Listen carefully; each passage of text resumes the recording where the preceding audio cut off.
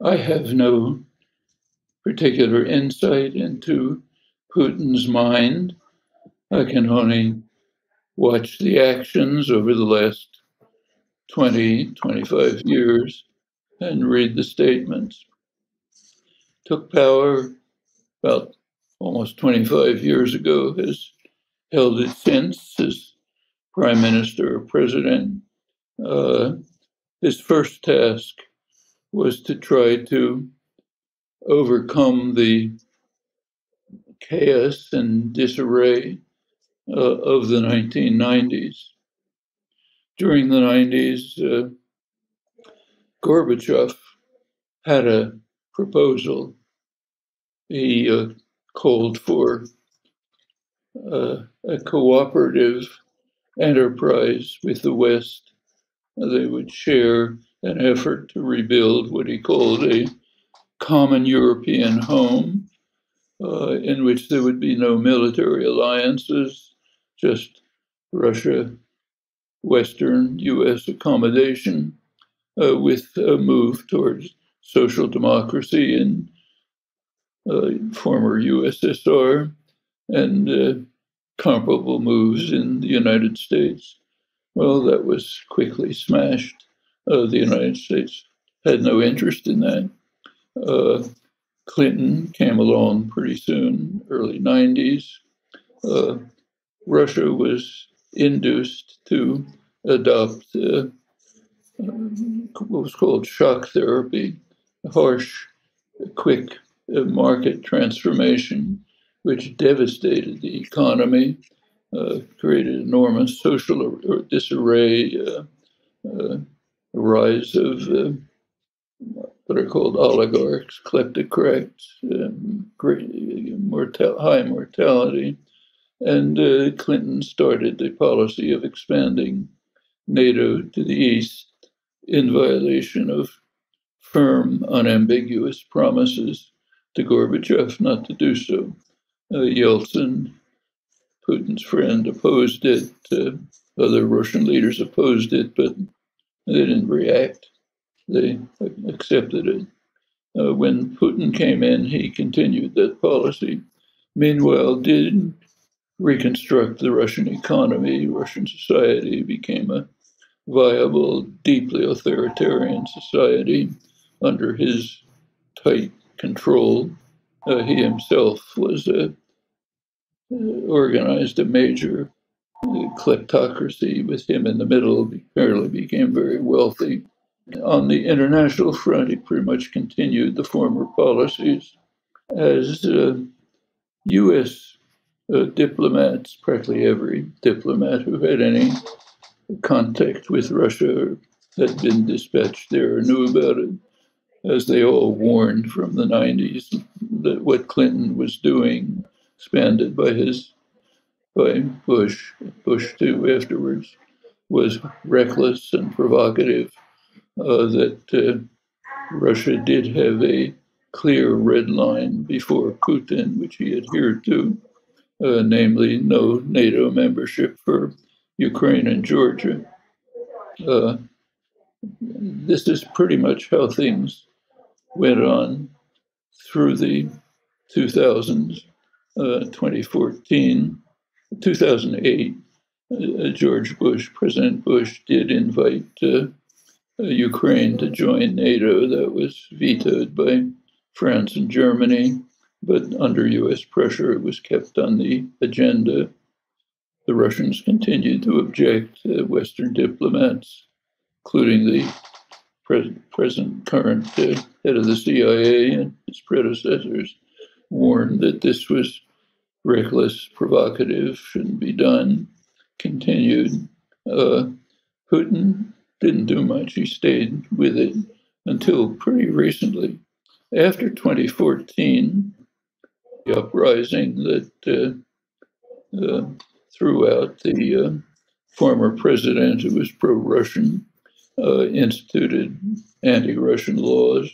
The United States and NATO began to a policy of moving to effectively integrate Ukraine into the NATO command.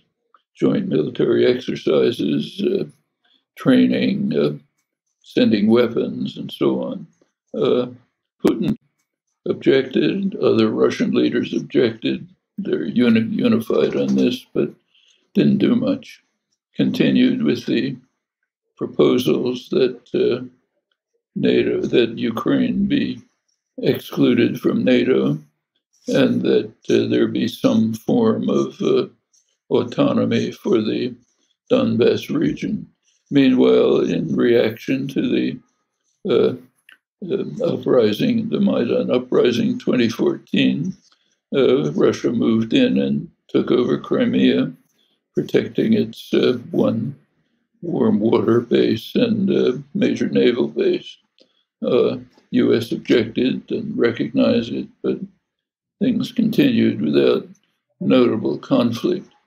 Won't go through all the details. When Joe Biden came in, he expanded the program of what U.S. military journals call de facto integration of Ukraine within NATO. Proposed September 2021, proposed enhanced program of preparation for NATO admission. It's extended with a formal statement in November. We're now practically up to the invasion. Putin's position hardened. France, mainly France, to an extent Germany, did make some moves towards possible negotiations. Putin dismissed them, moved on to the direct invasion. That's what are his, to get back to your question, what motivates him? I presume what he's been saying all along, namely establishing his legacy as a leader who overcame the extensive destruction of Russia and massive weakening over it, restored its position as a world power, prevented Ukraine from entering NATO.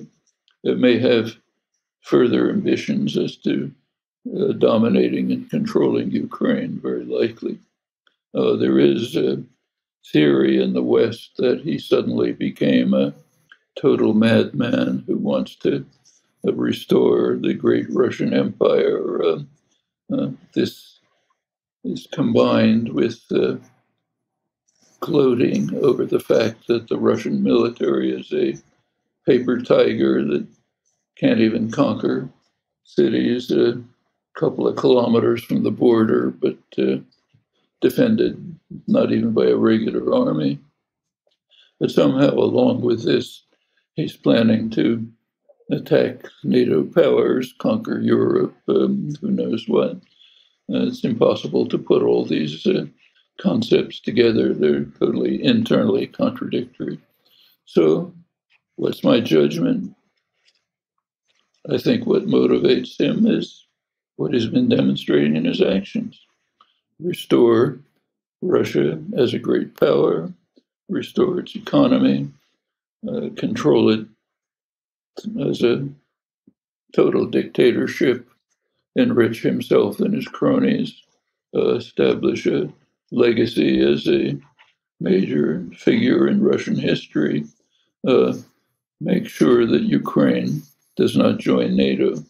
And probably by now he's hardened the position, maintain Crimea and the southeastern corridor to Russia, and some ambiguous agreements about the Donbass region. That looks like his motivation.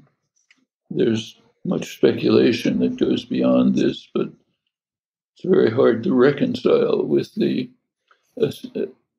assessment of the real world by the same people who are making the grandiose speculations. Putin has been in power for 22 years. Do you think power has corrupted him? I don't think anything's changed.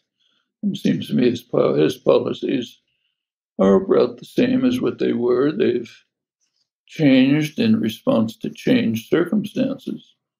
So, very recently, right before the invasion, a few weeks before, for the first time, Putin announced recognition of the independence of the Donbass region.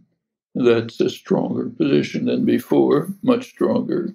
Up till then, he had pretty much kept to the long-standing position of some kind of accommodation within a federal structure in which the Donbass region would have considerable autonomy.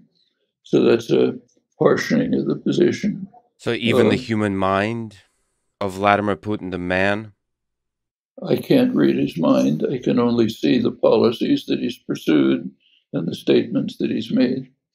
There are many people speculating about his mind. And as I say, these speculations are, first of all, not based on anything, never said anything about trying to conquer NATO, but more importantly, they are totally inconsistent with the analyses of Russian power by the same people who are making the speculations. So we see the same individual speculating about Putin's grandiose plans to become Peter the Great and conquer, start attacking NATO powers. On the one hand, saying that, on the other hand, gloating over the fact that his military power is so minuscule he can't even conquer uh, towns a couple miles from the border. Well, it's impossible to make sense of that position. Why did Russia invade Ukraine on February 24th?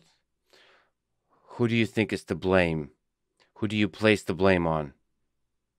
Well, who's to blame? Any power that commits aggression is to blame. So I continue to say, as I have been for many months, that the invasion, Putin's invasion of Ukraine, is on a par with such acts of aggression as the US invasion of Iraq, the Stalin, Hitler invasion of Poland, other acts of uh, supreme international crime under international law, aggression. Of course, he's to blame. The